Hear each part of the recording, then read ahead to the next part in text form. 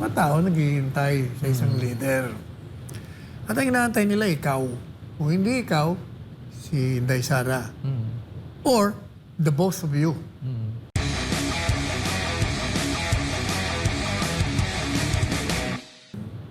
Alam nyo, galing po ako sa Davao. Dahil ako'y inaanya ni Presidente Duterte na kami mag-meeting. Dalawang meeting eh. Isang malaking grupo, tapos kaming 4 lang. At marami nagtatanong sa akin ngayon sa text. Kasi nag-vlog nga ako ng gabi. Ano raw ba talaga ang tatakbuhan ni Presidente Duterte? Tatakbo raw ba? O magre-retire na? Ang aking payo po kasi, tumakbo siya ng alkalde. Yan ang una kong payo sa kanya. Matagal ko na sinabi sa kanya. Kailangan nga tumakbo ka ako ng mayor ng Davao City sapagkat yung mga walang utang na loob sa'yo na nilagay mo sa pwesto, eh lalabanan ka niya. Nilalabanan ka na nga eh. Kailangan makakuha mo uli. Kasi nakakuha na sila ng barangay kapitan ng mga, kung hindi ako nagkakamali, 67. Sa kabilang ano po? Sa kabilang kabila. Yung mga walang utang na loob na mga kinalinga niya na ngayon binibira siya. Eh sabi ko, kailangan hawak mo pa rin ng Davao. Noon yun, yung mga sinasabi ko. But nung sunod-sunod na pang-aapi ang natatanggap nila, sabi ko sa kanya, the other week, tumakbo kay senador. Kasi gusto ko kay ni Inday Sara, tumakbong presidente at vice-president 2028. Sabi niya, bakit senador? Gusto ko nga, kongresista eh. Dahil gusto kong turuan itong mga nayayamot ako pag nanonood ako eh. Parang walang alam yung mga ito. Eh galing siya sa Congress, di ba? Opo. Sabi ko, nasa Congress, senador ka na lang. Medyo, pag senador ka, hindi ka aapi-apihin ng mga yan. Pangalawa, mas mahalaga sa akin, pag tumakbo ka kasing senador, magiging barometro mo yon, magiging measurement mo kung ikaw ay nasa taas pa ng popularidad. Pag ikaw ay nag-number 1, 2, 3, aba, ibig sabihin, nandun pa rin ang pagtanggap sa'yo ng taong bayan. At ituloy mo ang pagtakbo mo, Vice Presidente sa 2028. Pero kung mananalo ka nga, eh, number 8, 9, 10, 11, 12 ka, eh, kalimutan mo ng pagtakbo mo, bumaba yung rating mo. Oo. Kaya, yun ang nasa lamesa niya ngayon. Mayor ba o senador? Abangan natin. Kailan ba ang deadline ng huling araw ng ngayong national? National sa October 8 po. October 8. Ayun. Parang isang linggo. Pag hindi siya nag-file, di most likely, sa local siya pa magpa-file. Yes po.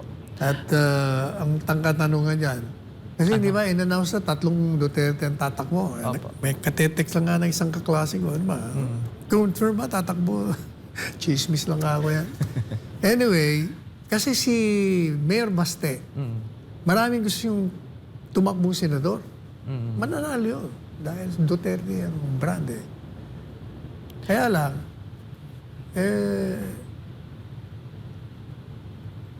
mas maganda, sabi ng mga nag-aaral dyan sa Davao, na tumakbo siyang Vice Mayor.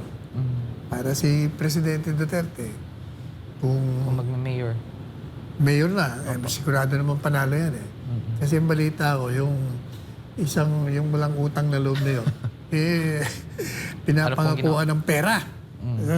Bibigyan namin ng pera, talunin mo yung mga Duterte nga. Ito naman walang utang na loob. Bigyan mo muna ako ng 1.5 billion. Sus Mario Josep. Gagastos siya siguro 100 million. The rest of the 1 billion tatago niya sa sarili niya. Pag ang labanan ganyan, delikado. Baka manalo. Pero kung si Digong ang kalaban, wala. Kahit sino. Kahit sino, wala na yan. Kaya, mas magandang si Digong ang mayor para pag tumakbo siya ng vice presidente, pag siya ay nag-resign, o di si Baste pa rin ang mayor. Mga ganyan. Ewan ko, pang ilang term na ba si Pulong? Parang last term na ata ni Last term ngayon, Congressman Pulong pwede pa sa siya tumakbo? Kung tatakbo siya, Attorney Sal, dapat ibang posisyon na. Kasi ganun ba? parang nag-consecutive na siya na... Kailan ba siya naging alka ng congressman? Di ba nung 2016 lang? Yan po ang hindi ko po sure. Check Pero mo nga. parang Check mo nga. kung kailan. Kung pwede pa siyang tumakbo, tuloy niya yung Congress. Kung hindi na siya pwedeng tumakbo, mag-senador ka na lang. Kailangan merong isang senador na Duterte. Oh, yun. Kasi ngayon po sa mga survey ay parati pong nasa top 1 to 5 po si dating Pangulong Rodrigo Duterte. Yun nga lang, depende pa rin po sa kanyang desisyon kung ano po ang kanyang tatakbo, ano po ang posisyon na kanyang tatakbuhan ngayong upcoming election. So, Hindi, yung si Pulong ang dahil hindi ko alam kung i-google mo nga kung kailan ba naging congressman si Pulong. okay. Ano So, bang year? naging congressman po siya sa nung last July 2019 hanggang 2020, then nag-ano siya. So pwede pa siyang tumakbong congressman. Ayun.